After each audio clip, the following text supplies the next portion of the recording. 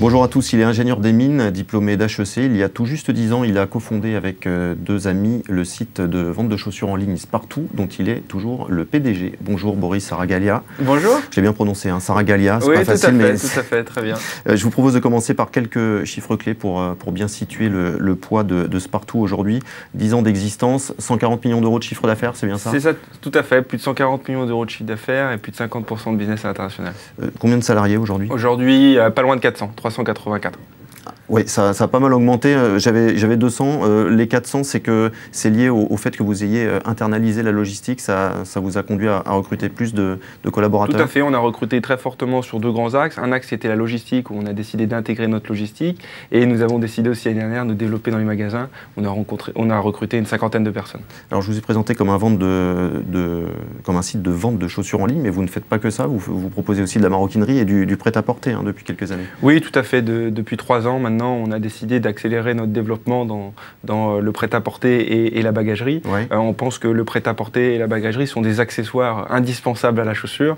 Notre stratégie sur le moyen et le long terme est de nous concentrer sur la chaussure et essayer de greffer autour des produits comme le textile ou les sacs. Alors, depuis un peu plus d'un an maintenant, vous avez testé, vous avez ouvert à Grenoble un magasin test. Vous avez ouvert un premier magasin qui, semble-t-il, a été un test réussi, puisque vous en avez ouvert d'autres dans la foulée. Comment est-ce que vous justifiez ce virage vers les magasins en dur pour un pure player comme vous? Quelle est la finalité? Qu'est-ce que vous y recherchez? Alors, c'est assez simple. On pense que dans chacun des univers, que ce soit le monde de l'Internet ou le monde des magasins physiques, il y a des avantages et des inconvénients. Globalement, dans l'Internet, les grands avantages sont l'élargissement de la gamme, la largeur de la gamme. Néanmoins, il y a un côté négatif qui est qu'on n'arrive pas à créer de la proximité, de la chaleur avec nos clients. La culture de marque. Exactement, de la proximité, de l'humanisation de la relation. Or que dans les magasins, on a plutôt des gammes restreintes. Par contre, on a tout ce côté accompagnement, bonjour, merci, au revoir, et cette relation humaine qui est importante dans le commerce. Et on pense que c'est important de vivre avec les deux et de faire cohabiter et de trouver une complémentarité dans les deux. Et ça marche? Ça se confirme? Alors nous, le premier magasin, on est très contents. On en a ouvert 12 autres. Aujourd'hui, on voit que les clients sont très contents d'avoir des points de vente physiques sur lesquels ils peuvent aller, que ce soit des commandes sur Internet qui font livrer dans les magasins, ou même de nouveaux clients qui ne nous connaissaient pas avant, qui nous retrouvent en centre-ville et qui sont très heureux de nous voir. Et le dernier élément, c'est qu'on a digitalisé le point de vente, c'est-à-dire on a mis l'ensemble des vendeuses ont des tablettes, on a aussi des grands écrans tactiles dans les magasins, et du coup on permet aux magasins d'avoir une large gamme, une gamme illimitée qu'on peut retrouver sur Internet, et ça plaît beaucoup aux consommateurs. Ouais, l'idée, c'est de prolonger l'expérience qu'on peut avoir sur Internet en magasin. On a le même type de rapport grâce au digital, comme vous venez de le dire. Exactement. On veut ramener les avantages du digital, qui est l'offre illimitée.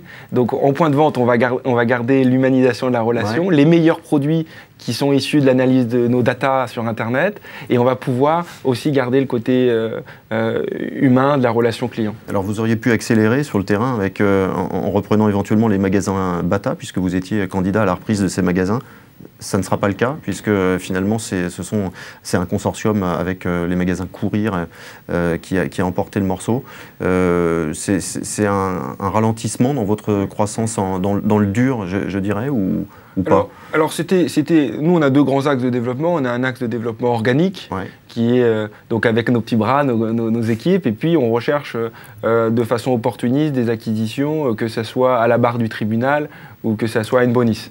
Néanmoins, je pense que dans le développement des réseaux de magasins, il est prudent de prendre le temps. On a beaucoup de process à améliorer, et donc finalement, c'est des fois pour un mal un bien. Voilà. Bon, ça aurait été un coup d'accélérateur, mais ça ne remet pas en cause votre objectif qui est combien? Une centaine de magasins à l'horizon 2020? Exactement, on cherche à ouvrir plus de 100 magasins d'ici 2020. Ça coûte cher d'ouvrir un magasin, non? Alors, ça coûte autour de 150 000 €. Maintenant, c'est des stratégies long terme. Ce qu'on voit, c'est que les magasins sont d'excellentes vitrines pour la marque et la notoriété de Spartoo. Donc on pense que sur le long terme, ces stratégies paieront. Et notre objectif est d'être le site préféré des Français pour acheter ces chaussures. Et on pense que les magasins contribuent beaucoup à cette préférence de marque. Il y a une autre stratégie qui commence à porter ses fruits, c'est la stratégie de marque propre, Spartoo. Là aussi, ça vous différencie d'autres acteurs du secteur. Quel premier bilan tirez-vous de ces marques? Je crois que vous en avez lancé 3 marques propres. C'est ça, on a trois marques sur lesquelles on communique. Ça fait à peu près quasiment 3 ans que nous avons développé ces marques. Le développement est très très fort ces dernières années, voilà, et atteint quasiment 10 à 15% du chiffre d'affaires sur 2016. Et ça vous apporte quoi en plus? Là aussi, c'est la volonté de créer un attachement nous, tout ce qu'on construit dans la stratégie sur le long terme, c'est de se différencier par rapport à la concurrence et créer un attachement et une préférence.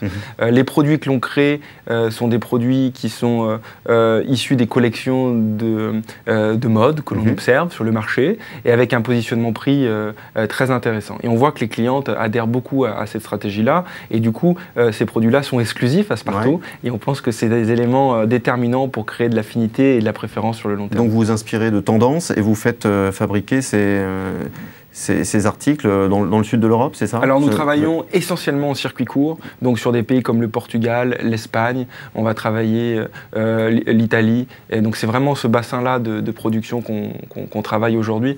On pense que le grand import est aujourd'hui assez complexe en termes de délai et même de coûts, donc il est important pour nous de nous rapprocher pour optimiser notre business de marque propre. La suite, vous l'imaginez comment? C'est toujours plus international chez Sparto?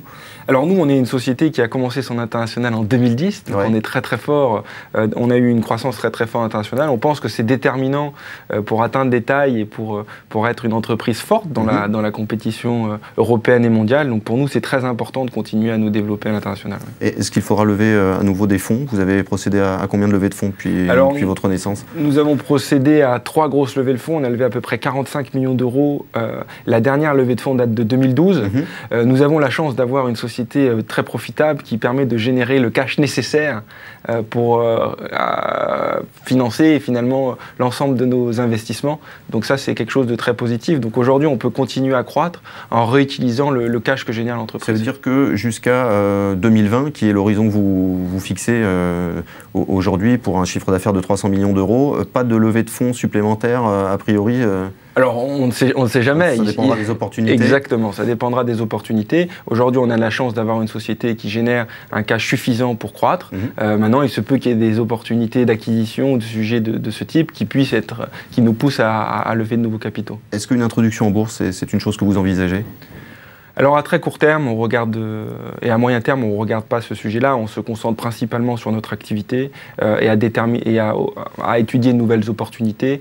Aujourd'hui, ce n'est pas un sujet qui est à l'ordre du jour. En revanche, ce que vous martelez à longueur d'interview, c'est que vous êtes là pour durer, pour le long terme, et que l'idée, ça n'est pas de valoriser l'entreprise pour la vendre à moyen terme. Vous vous présentez souvent comme un capitaine d'industrie. C'est vraiment comme ça que vous vous voyez, hein? Alors oui, je pense que dès le début, on pense industriel, on essaye de comprendre les problématiques dans leurs détails, et après, de les simplifier pour être capable de les industrialiser. Et on pense que c'est important pour grossir et faire face à la compétition de continuellement réinvestir et prendre des risques. On est dans une société qui va beaucoup plus vite qu'hier et donc c'est important pour nous de garder cette agilité-là et toujours réinvestir l'argent en industrialisant au maximum les processus pour servir nos clients et aller vite. Et être une société française dans cet univers du net, c'est facile? En tout cas, il est possible de grandir en restant 100% français? Oui, je pense que le plus important, c'est que tout le monde ait les mêmes règles du jeu. Alors, je pense qu'en Europe, autant sur le plan de la fiscalité que les contrats de travail, il y a beaucoup de travail à faire pour homogénéiser et que les règles soient les mêmes pour tout le monde. Mais quand les règles sont les mêmes pour tout le monde, alors chacun combat dans ce terrain de jeu et essaye de faire le meilleur pour développer son entreprise. Merci beaucoup, Boris Araglia. Merci. À bientôt. À très bientôt. Au revoir. Au revoir.